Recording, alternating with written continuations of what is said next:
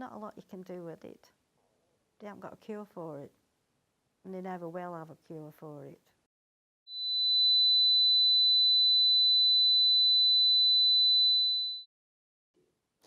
My name is Martin Hamp. I used to work for the coal industry for 19, nearly 20 years. My name's Joyce, and I used to work at the hospital. I used to be a healthcare on labour ward for 25 years. I've been living with tinnitus now for at least 17 years, maybe a little longer.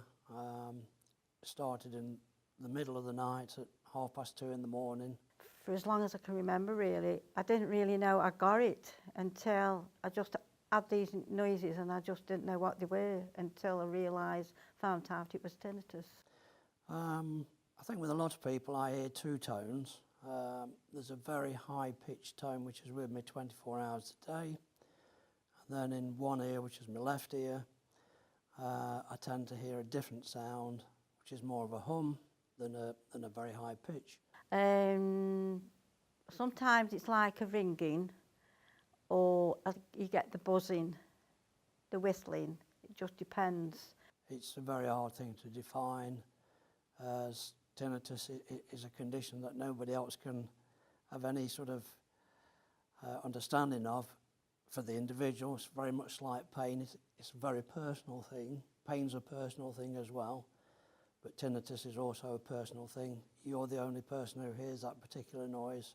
All I know is that when I had my second son, I went completely deaf, and then I had tinnitus. Initially, the first few years, very, very frustrating.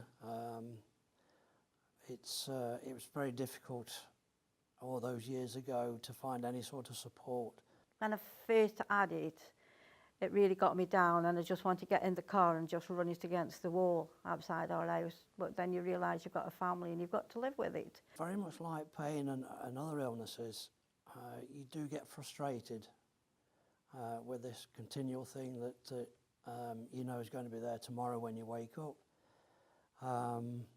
And frustration can lead to anger, and it can even lead to depression.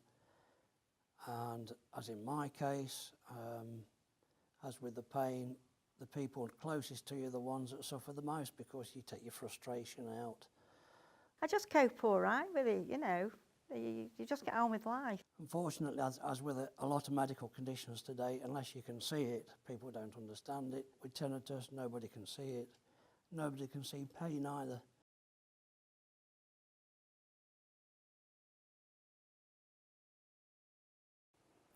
We meet here every Wednesday, 2 o'clock. Even if no one turns up, the door's still open. And we have a drink, a cup of coffee or something.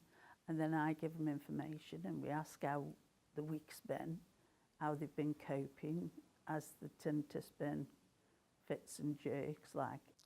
Oh, it's tremendous. It's like any medical condition. You can talk to somebody else with the same problem, and they understand straight away exactly what you're talking about.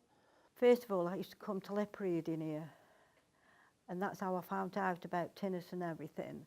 That's when you realise you're not on your own. Our aim is to get people to understand tinnitus, because a lot of don't. They come here and they say, like, we've got this problem, we keep hearing this noise. Stress is one of the main factors. So we talk things through.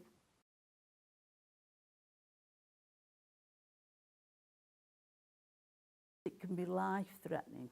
A lot of people have committed suicide because of it. It does destroy people's lives. It destroys people's marriages. It can destroy everything. You're not on your own. You're not going mad because you can hear a noise. And do the best you can to get some help and support from other people who are familiar with your condition. Go and find a support group. They will help you. That'll get you through.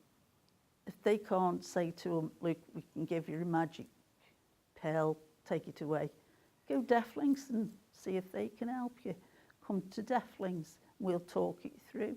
Like I say, we can't cure you, but we do everything in our power to help you. And even if you don't want to sit in the group, I'll be willing one-to-one, just so as we can have a better peace.